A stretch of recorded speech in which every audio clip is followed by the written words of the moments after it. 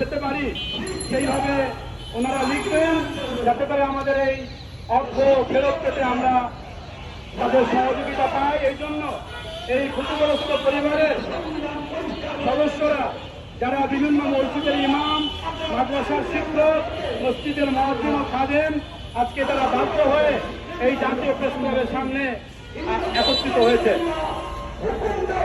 সম্মানিত উপস্থিতি, এই ধরনের প্রতারক চক্রকে চিহ্নিত করে আরো যেন কারো সাথে প্রতারণা করতে না পারে, সেই জন্য আমরা সাংবাদিক ভাইদেরকে অনুরোধ করছি যে আপনারা জাতির সামনে তাদের চেহারা স্পষ্ট করে দেন এবং প্রশাসনও যেন কঠিন পদক্ষেপ নেয়।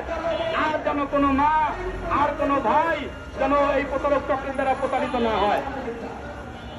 আমরা আমাদের আজকের এই যারা প্রতারণার শিকার হয়েছে তাদের আমরা 2-4 জনের কাছ থেকে তারা কিভাবে প্রতারিত হয়েছে সেই সম্বন্ধে তারা বলবে। এরপরে আমাদের একটা লিখিত আকুতি আমরা তৈরি করেছি, এইটা আমরা সাংবাদিক করে দিতে সক্ষম হবে।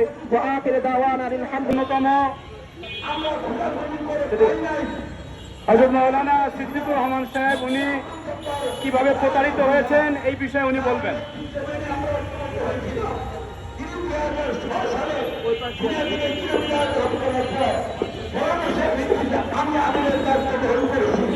এখানে যারা আজকে সমবেত হয়েছি, আমরা সকলেই আর্থিকভাবে প্রতারণার শিকার হয়েছি।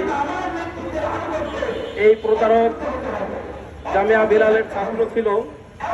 ছাত্র থাকা অবস্থায় সে অত্যন্ত মার্জিত এবং ভদ্র, গাম্ভীর্যপূর্ণ, সৎ ব্যবহারের অধিকারী একজন ছাত্র ছিল।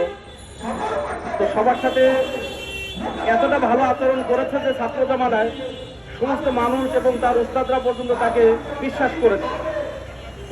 এই বিশ্বাসকে পুঁজি করে তার কয়েকজন সাথীকে সাথে নিয়ে এই ব্যবসা যখন চলতে থাকে, আস্তে আস্তে শুরুর দিকে কিছু লভ্যাংশ সে দিতে চায় এবং দেয়। পরবর্তীতে যখন 2-1 জন তাদের মূল টাকা উঠিয়ে নেওয়ার জন্য প্রস্তাব করে এবং আমিও প্রস্তাব দেই যে টাকাটা তুমি রিটার্ন দাও, তো সে টাকা রিটার্ন না দিয়ে বিভিন্ন বাহানা শুরু করে। যখনই টাকার জন্য তাকে প্রেসার দেয়, সে আমার সাথে এসে দেখা করে।